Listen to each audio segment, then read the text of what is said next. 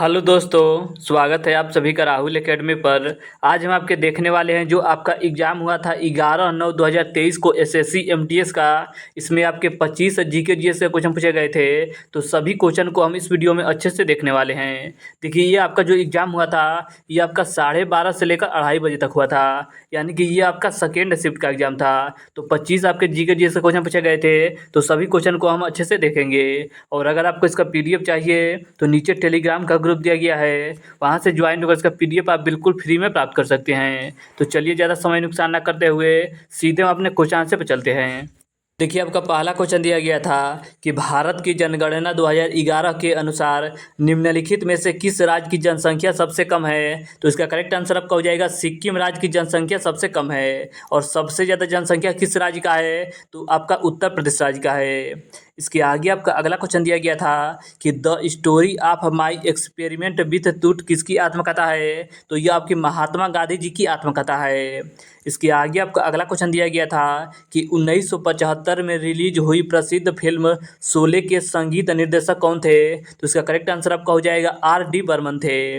अगला आपका क्वेश्चन पूछा गया था 4 नंबर कि चाओइट, बकमिनिस्टर, फुलरीन और ग्राफीन किस तत्व से संबंधित है। तो इसका संबंध आपके कार्बन से है। तो ऑप्शन नंबर 3 इसका करेक्ट आंसर हो जाएगा।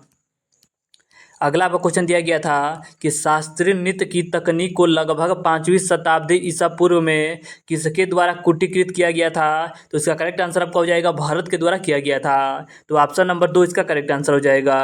अगला आपका क्वेश्चन था कि किस राज्य ने एडवोकेट की सुरक्षा के लिए विधेयक पारित किया और ऐसा करने वाला पहला राज्य बना है। तो इसका करेक्ट आंसर आपका हो जाएगा राजस्थान के द्वारा आपका पारित किया गया है। तो ऑप्शन नंबर 3 इसका करेक्ट आंसर हो जाएगा। अगला क्वेश्चन दिया गया था कि भारत के निम्नलिखित में से किस राज्य में जलोढ़ मृदा सर्वाधिक विस्तार देखने को मिलता है हमें। तो उत्तर प्रदेश राज्य में देखने को मिलता है। अगर जलोढ़ मिट्टी की बात की जाए तो जलोढ़ मिट्टी आपका भारत में सबसे ज़्यादा पाई जाने वाली मिट्टी है। लगभग भारत के 33 से लेकर 40% भागों पर आपका जलोढ़ मिट्टी हमें देखने को मिलती है। और जो आपकी जलोढ़ मिट्टी है इसका निर्माण आपके नदियों के गाद के द्वारा होता है। और जलोढ़ मिट्टी भारत की सबसे उपजाऊ मिट्टी भी मानी जाती है। तो ये भी आप अच्छे से याद रखिएगा। तो इसका करेक्ट आंसर आपका हो जाएगा ऑप्शन नंबर 3 यानी कि उत्तर प्रदेश। अगला आपका क्वेश्चन था कि निम्नलिखित में से एनिमल फार्म उपन्यास के लेखक कौन है। तो इसका करेक्ट आंसर आपका हो जाएगा जॉर्ज ऑरवेल हैं। तो ऑप्शन नंबर 3 इसका करेक्ट आंसर हो जाएगा। तीसरे खेलो इंडिया यूनिवर्सिटी गेम में किस विश्वविद्यालय ने प्रथम स्थान हासिल किया है। तो पंजाब यूनिवर्सिटी ने हासिल किया है। अगला आपका क्वेश्चन था कि किस भारतीय संगीतकार के नाम पर संयुक्त राज्य अमेरिका के मैसाचुसेट्स राज्य ने 1984 में 20 अप्रैल को उनके नाम पर एक दिन घोषित किया है। तो इसका करेक्ट आंसर आपका हो जाएगा अमजद अली खान के नाम पर एक दिन घोषित किया गया है। तो ऑप्शन नंबर ए इसका करेक्ट आंसर हो जाएगा। अगला आपको क्वेश्चन दिया गया था कि कौन सी स्थिति हड्डियों में दर्द, हड्डियों के अच्छे से विकसित ना होने और नरम कमज़ोर हड्डियों का कारण बनती है, जिससे हड्डियां में विकृति आ सकती है। तो इसका करेक्ट आंसर आपका हो जाएगा सूखा रोग। इसके आगे देखिए, अगला क्वेश्चन था कि निम्नलिखित में से कौन सा भारत में सूक्ष्म वित्त संस्थाओं का लाभ है। तो इसका करेक्ट आंसर आपका हो जाएगा वित्तीय समावेशन में वृद्धि। इसके आगे आपका अगला क्वेश्चन दिया गया था कि विजय स्तंभ किस राज्य में स्थित है। तो विजय स्तंभ आपके राजस्थान के चित्तौड़गढ़ में स्थित है। तो ऑप्शन नंबर 2 इसका करेक्ट आंसर हो जाएगा। अगला आपको क्वेश्चन दिया गया था कि निम्नलिखित में से हाई डांस नामक फ्यूजन नृत्य शैली शुरू करने का श्रेय किसे दिया जाता है। तो उदय शंकर को दिया जाता है। इसके आगे आपका अगला क्वेश्चन दिया गया था कि लोकसभा के प्रथम अध्यक्ष कौन थे। तो लोकसभा के प्रथम अध्यक्ष आपके जी.बी. मावलंकर थे। तो ऑप्शन नंबर 4 इसका करेक्ट आंसर हो जाएगा। अगला आपको क्वेश्चन दिया गया था कि निम्नलिखित में से किस शहर में खेलो इंडिया यूथ गेम्स 2019 का दूसरा संस्करण आयोजित किया गया था। तो आपके पुणे में किया गया था। अगला आपका क्वेश्चन था कि बाल विवाह निरोधक अधिनियम निम्नलिखित में से किस वर्ष पारित किया गया था। तो 1929 ईस्वी में पारित किया गया था। अगला आपको क्वेश्चन दिया गया था कि सर्वेंट्स ऑफ इंडिया सोसाइटी की स्थापना किसने की थी। तो गोपाल कृष्ण गोखले के द्वारा किया गया था। अगला क्वेश्चन था कि कानून का शासन की अवधारणा का प्रतिपादन किसने किया था। तो इसका करेक्ट आंसर आपका हो जाएगा ए बी डायसी के द्वारा किया गया था। इसके आगे आपका 20 नंबर क्वेश्चन दिया गया था कि भारत के पश्चिमी तटों पर गर्मियों के दौरान काफ़ी मात्रा में वर्षा का मुख्य कारण क्या है। तो पश्चिमी घाट है।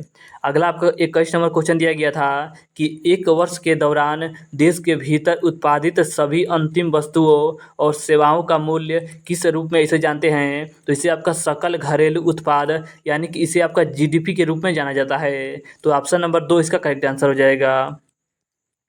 अगला आपको क्वेश्चन दिया गया था कि एसीएफ ने ग्रैंड मास्टर डैश को प्लेयर ऑफ द ईयर पुरस्कार से सम्मानित किया जो 2700 एलो रेटिंग लक्ष्य को तोड़ने वाले केवल छठे भारतीय हैं और 2700 से ऊपर रेटिंग पाने वाले देश के सबसे कम उम्र के ग्रैंड मास्टर हैं। तो इनका नाम आपका डी गुकेश है। तो ऑप्शन नंबर 3 इसका करेक्ट आंसर हो जाएगा।